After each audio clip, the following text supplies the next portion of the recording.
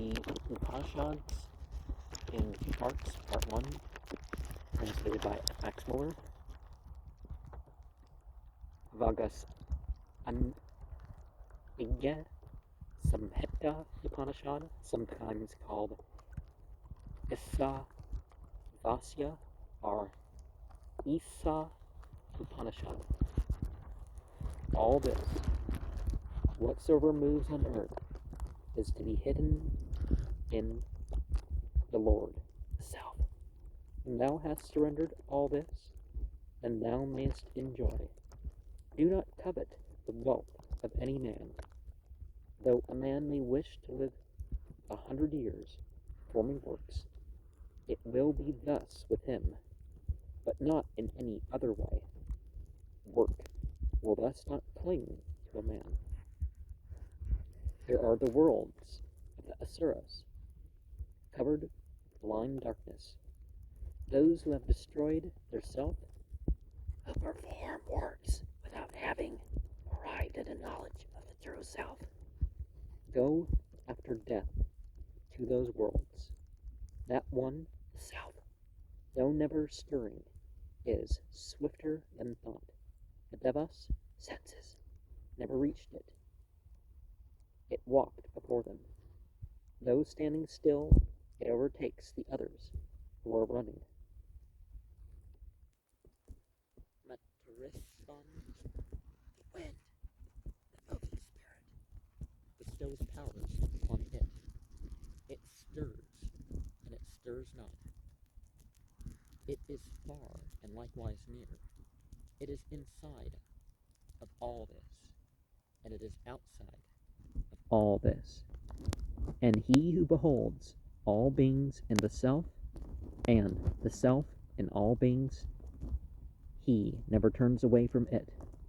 When to a man who understands the self has become all things, what sorrow, what trouble can there be to him who once beheld that unity, he, self, encircled all, bright, incorporeal, scatheless, without muscles, pure, untouched by evil, a seer, wise, omnipresent, self-existent, he disposed all things rightly for eternal years. All who worship that what is not real knowledge, good works, enter into blind darkness. Those who delight in real knowledge enter, as it were, into greater darkness. One thing, they say, is obtained from real knowledge. Another they say from what is not knowledge. Thus, we have heard from the wise who taught us this. He who knows at the same time both knowledge and not knowledge overcomes death through not knowledge, and obtains immortality through knowledge. All who worship what is not the true cause enter into blind darkness. Those who delight in the true cause enter, as it were, into greater darkness. One thing they say is obtained from knowledge of the cause. Another they say from knowledge of what is not the cause. Thus, we have heard from the wise who taught us this. He who knows at the same time both the cause and the destruction, the perishable body, overcomes death by destruction, the perishable body, and obtains immortality through knowledge of the true cause. The door of the true is covered with a golden disc. Open that, O Pushan, that we may see the nature of the true. O Pushan, only seer. Yama, judge. Surya, son of Pragapata, spread thy rays and gather them. The light which is thy fairest form, I see it. I am what he is, viz. The person sun. Presence, whispered to. Breath to air, and the immortal. Then this, my body ends in ashes. Om mind. Remember, remember thy deeds. Mind, remember thy deeds. Agna, lead us on to wealth, beatitude, by a good path. Thou, O entity, who knowest all things, keep far from us crooked evil, and we shall offer thee the fullest praise. And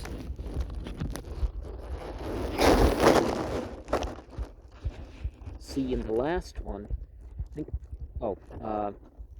Rigveda 1, 189, 1, should be looking at with verse 18 there. Agni is a symbol or metonym for the will, and other things too, right? In verse 17, breath, these lines are supposed to be uttered by a man at the hour of death. And remember thy deeds, the Vagasaneyi-Samhita reads Om Krato Smara Klebe Smara Kritam Smara Uvata holds that Agni, fire, that has been worshipped in youth and manhood and is here invoked in the form of mind, or that Kratu is meant for sacrifice. Agni, remember me, think of the word, remember my deeds. But of course, as a parallel, remember that the fire, Atar, is not worshipped in the Persian side. So it's not just the Vestan or Zoroastrian, it's, that the ancient Persians didn't worship the fire. The fire was a tool for them. They respected the fire and stuff. Anyways, these, the person in the sun, is in parentheses in 16, and I mentioned the presence, but Asau, Purusha should probably be omitted,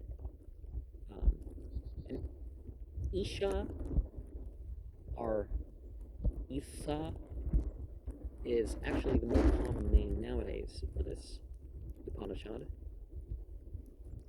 Today, Upanishad 6:35 talks about the true Mahivara on verse 17, but the golden disc, or we have a note for 15. The face of the true Purusha in the sun is covered by a golden disc. Remember that thing in the Caro where the pole has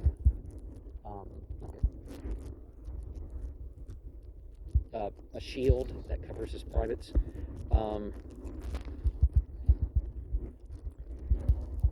And verse 10, the Pakara Upanishad 1:4, Vidya Ya Avidya Ya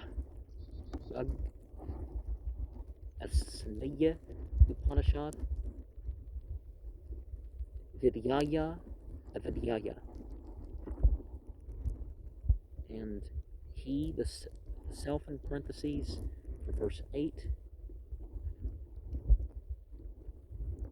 Sampara takes the subject to be the self and explains the neuter adjectives as masculines.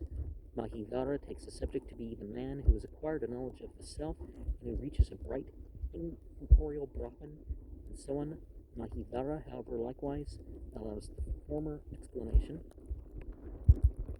Verse 6 never turns away from it.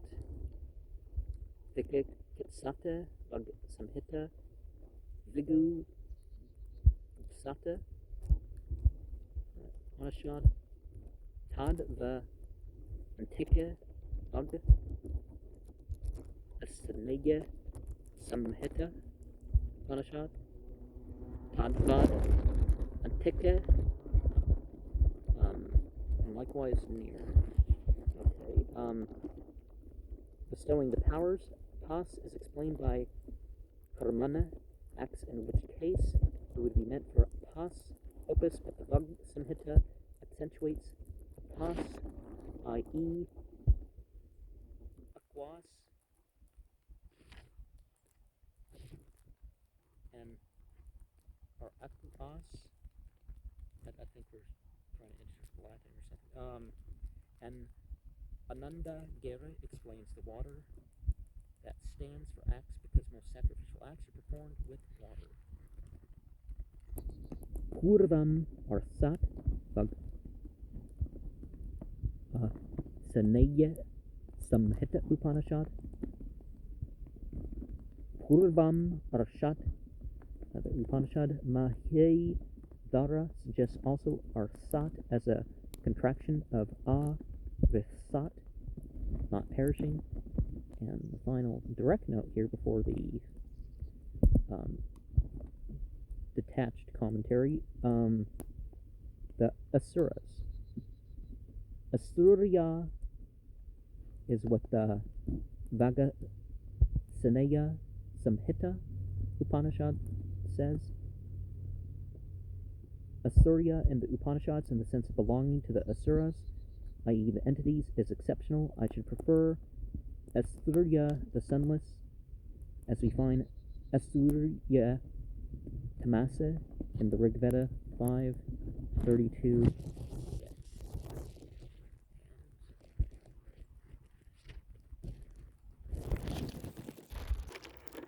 This Upanishad, though apparently simple and intelligible, is in reality one of the most difficult to understand properly.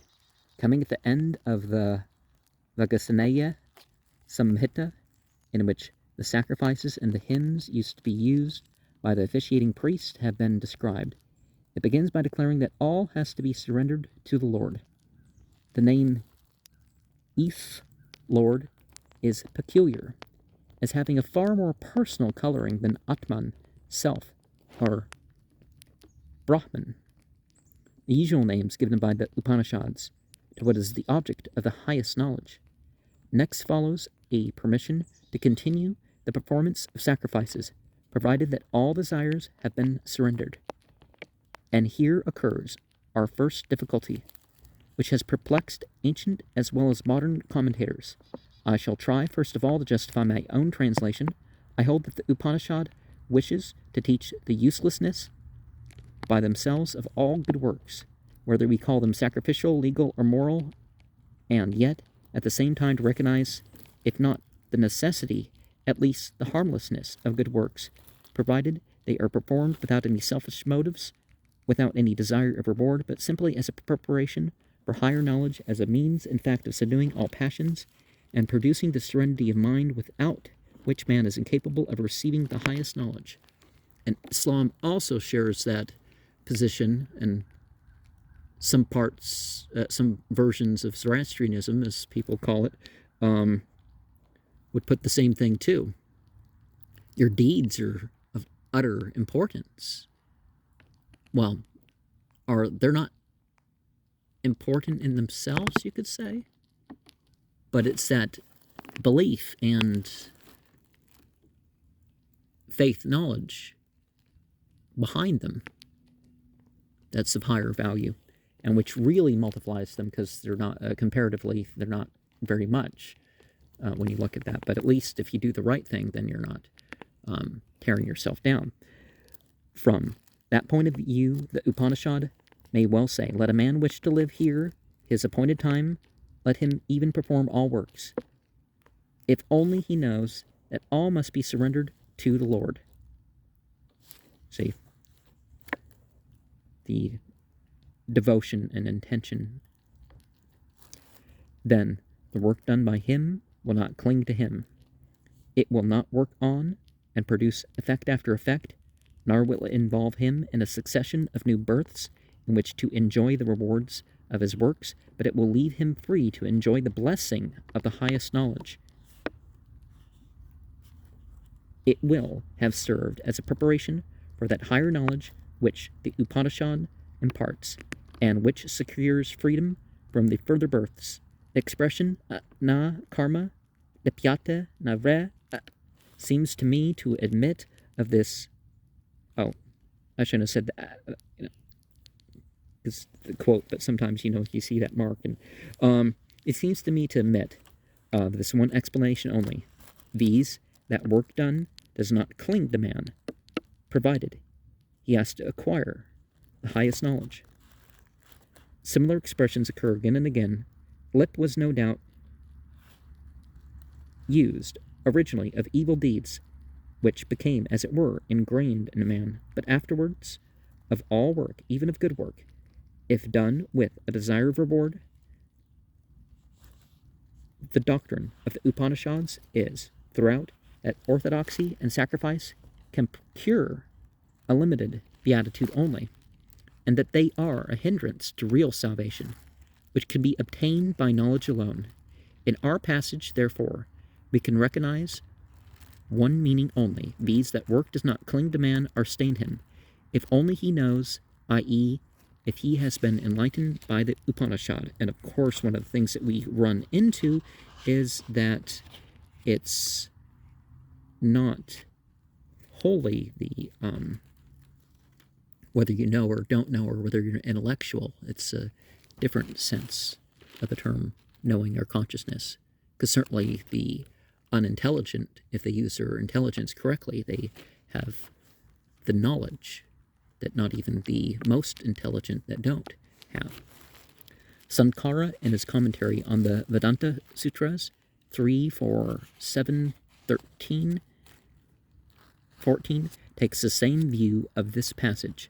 The opponent of Vidarayana, in this case, Ga Emene himself, maintains that karma, work, is indispensable to knowledge, and among other arguments he says, in 3, 4, 7, that it is so, niyamat, because it is so laid down by the law.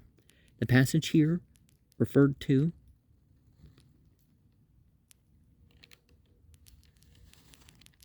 is, according to Sankara, our very verse, which he thinks should be translated as follows: let a man wish to live 100 years here in this body, performing works. Thus will an evil deed not cling to thee, while thou art a man. There is no other way but this by which to escape the influence of works. In answer to this, Vidarayana says, first of all, 3, 4, 13, that this rule may refer to all men in general and not to one who knows, are 3, 4, 14. If it refers to a man who knows, that then the permission to perform works is only intended to exalt the value of knowledge, the meaning being that even to a man who performs sacrifices all his life, work does not cling, if only he knows, such being the power of knowledge. The same Sankara, however, who here sees quite clearly that this verse refers to a man who knows, explains it in the Upanishad as referring to a man who does not know. Itaras ya nat mag Nyata yat magra han as aktasya. That's supposed to be one word, by the way. It would then mean, let such a one, while performing good works here on earth, wish to live 100 years. In this manner, there is no other way for him but this, the performance of sacrifices. So that an evil deed should not be ingrained, or so that he should not be sustained by such a deed. The first and second verses of the Upanishad would thus represent the two paths of life, that of knowledge and that of works, and the following verses would explain the rewards assigned to each. Mahi Vara, in his commentary on the Vagasaneyi-Samhita, steers at first a middle course. He would translate, let one who performs the Agnihotra and other sacrifices without any desire of reward wish to live here 100 years. If thou do so, there will be salvation for thee, not otherwise. There are many roads that lead to heaven, but only one leading to salvation, namely performance of good works without any desire of reward, which produces a pure heart. Work thus done merely as a preparation for salvation does not cling to man, i.e., produces a pure heart, but does not entail any further consequences. So it's a matter of speaking, because it really is, you're doing good deeds to earn your salvation, or to acquire liberation or enlightenment, or whatever you want to call it. So far, he agrees with Uvata's explanation. He allows, however, Another explanation also, so that the second line would convey the meaning, if a man lives thus, performing good works, then there is no other way by which an evil deed should not be ingrained, i.e., in order to escape the power of sin, he must all his life perform sacred acts. Next follows a description of the lot of those who, immersed in works, have not arrived at the highest knowledge and have not recovered their true self in the highest self, are Brahman. That Brahman, though the name is not used here, is then described, and salvation is promised to the man who beholds all things in the self, and the self in all things. The verses 9 to 14 are again full of difficulty, not so much in themselves as in their relation to the general system of thought which prevails in the Upanishads and forms the foundation of the Vedanta philosophy. The commentators vary considerably in their interpretations. Sankara explains avidya, not knowledge by good works, particularly sacrifice, performed with the hope of reward. Vidya, or knowledge by a knowledge of the entities, but not as yet of the highest Brahman. The former is generally supposed to lead the sacrificer to the Pitra Loka, the world of the fathers, from whence he returns to a series of new births, the latter to the Devaloka, the world of the entities, from whence he may either proceed to Brahman or enter upon a new round of existences. The question then arises how in our passage the former could be said to lead to blind darkness, the latter to still greater darkness. But for that statement I have no doubt that all the commentators would, as usual, have taken vidya for the knowledge of the highest Brahman, and avidya for orthodox belief in the entities and good works, the former securing immortality and the sense of freedom from new births, while the reward of the latter is blessedness in heaven for a limited period, but without freedom from new births. The antithesis between vidya and avidya seems to me so firmly established that I cannot bring myself to surrender it here, though this Upanishad has its own very peculiar character, yet its object is, after all, to impart a knowledge of the highest self, and not to inculcate merely a difference between faith in the ordinary entities and good works. It was distinctly said before, verse 3, that those who have destroyed themselves, i.e., who perform works only and have not arrived at a knowledge of the true self, go to the worlds of the asuras, which are covered with blind darkness. If then the same blind darkness is said in verse 9 to be the lot of those who worship not knowledge, this can only mean those who have not discovered the true self but are satisfied with the performance of good works. And if those who perform good works are opposed to others who delight in true knowledge, that knowledge can be the knowledge of the true self only. And nowadays we see these people talking about godlike powers and how they're doing this stuff for knowledge, power, and presence and all this other stuff. And they go to the realms of the beings, but they don't want to admit that they worship the demons or something. But Uttava's explanation, Uvata explains Gegishvisheh for Gegivishet as a Purusha Vyata Yah.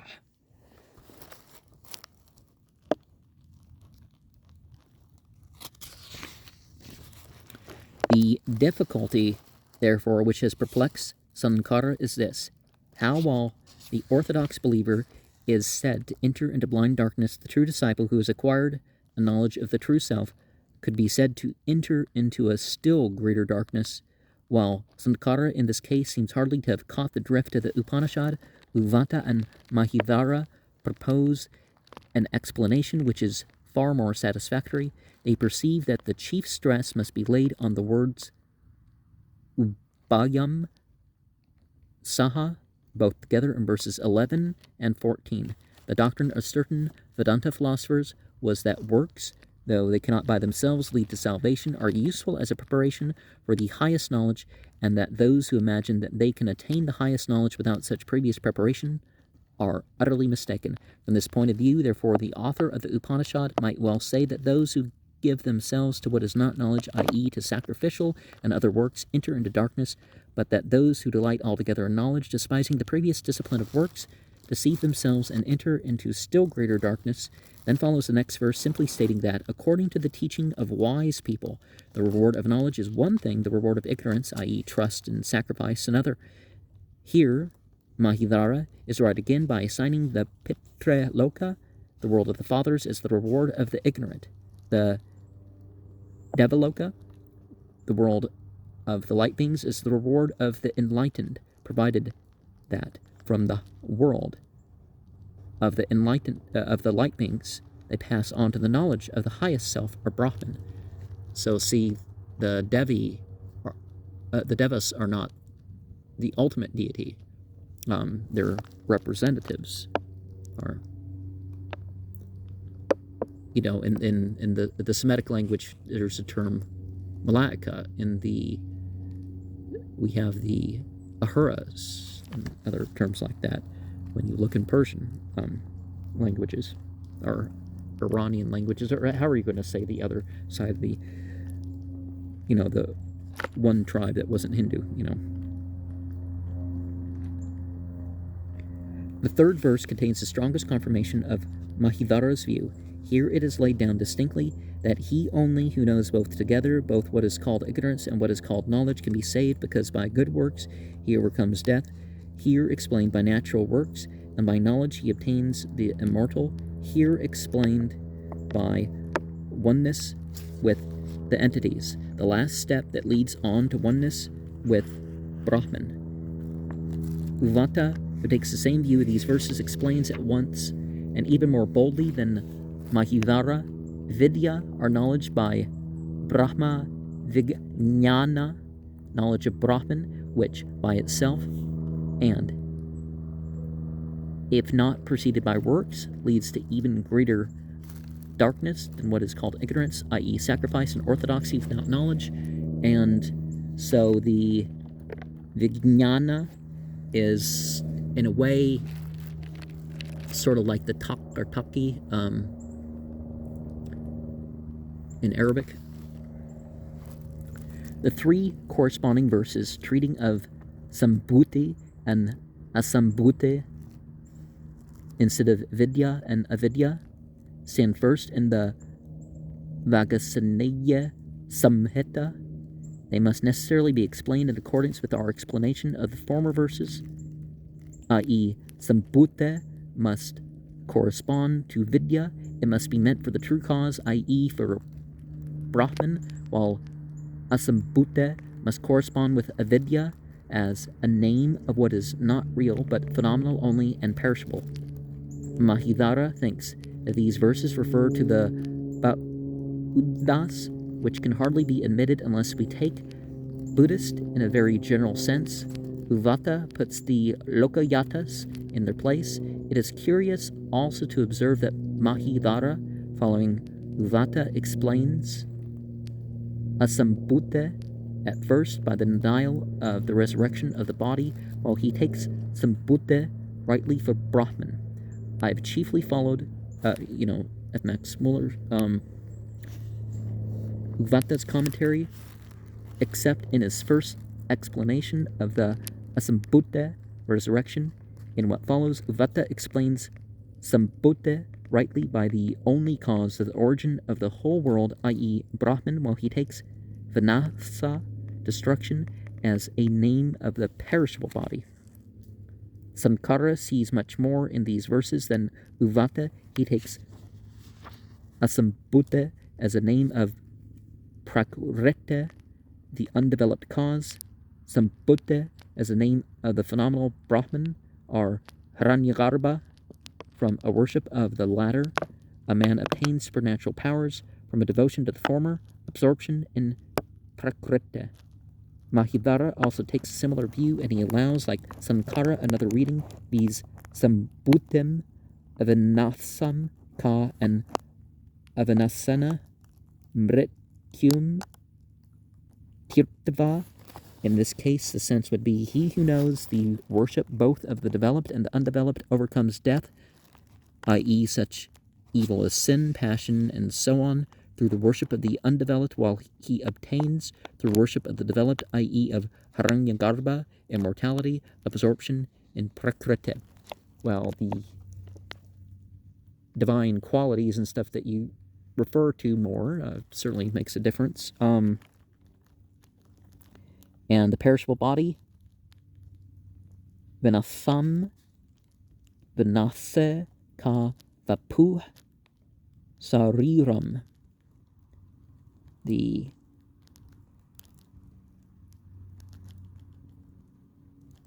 Brahman as the whole world. Samastasya Gagata Sambhava Ekahetu Brahma. The resurrection. Mritasya Satah Punah Sambhavo Naste Ata Sari Rag Rahanad Asmakam Muktir Eva. The Lokayatas in their place. Shad Anustuba Loka Yatika Prastuyante Yasham Atad Darsanam. And Mahidhara, even more boldly than him, Mahidhara decides in the end that Vidya and Amritam must here be taken in a limited or relative sense. Tasmad Vidyopasana Mritam Ka Pekshikam Ite Dik, and so agrees on the whole with Sankara, page 25 to 27. All these forced explanations to which the commentators have recourse arise from the shifting views held by various authorities with regard to the value of works. Our Upanishad seems to me to propound the doctrine that works, though in themselves useless, are even mischievous if performed with a view to any present or future rewards, are necessary as a preparatory discipline. This is or was for a long time the orthodox view. Each man was required to pass through the asramas, or stages of a student and a householder, before he was admitted to the freedom of a sannyasin. As on the latter, no step was to be skipped. Those who attempted to do so were considered to have broken the old law, and in some respects they may indeed be looked upon as the true precursors of the Buddhists. Nevertheless, the opposite doctrine, that a man whose mind had become enlightened might at once drop the fetters of the law without performing all the tedious duties of students and householders, had strong supporters too among orthodox philosophers.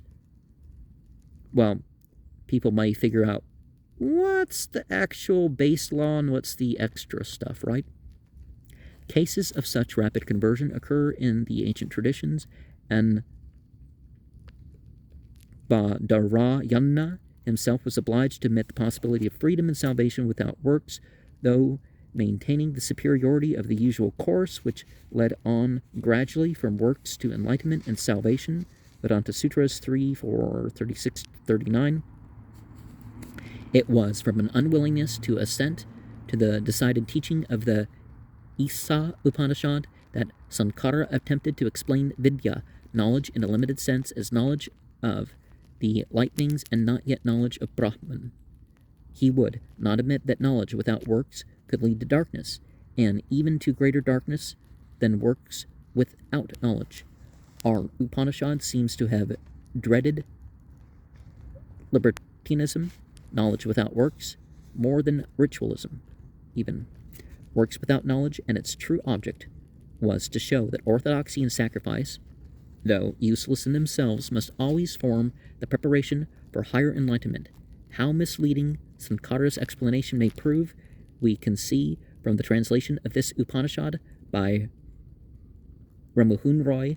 He followed Sankara implicitly, and this is the sense which he drew from the text. Those observers of religious rites that perform only the worship of the sacred fire and oblations to sages, to ancestors, to men, and to other creatures without regarding the worship of celestial entities shall enter into the dark region. Well, maybe they don't have to worship them, maybe they just have to mention them or think of them as part of the cosmology. So enter into the dark region. And those practicers of religious ceremonies who habitually worship the celestial entities only, disregarding the worship of the sacred fire and oblations to sages, to ancestors, to men, and to other creatures, shall enter into a region still darker than the former.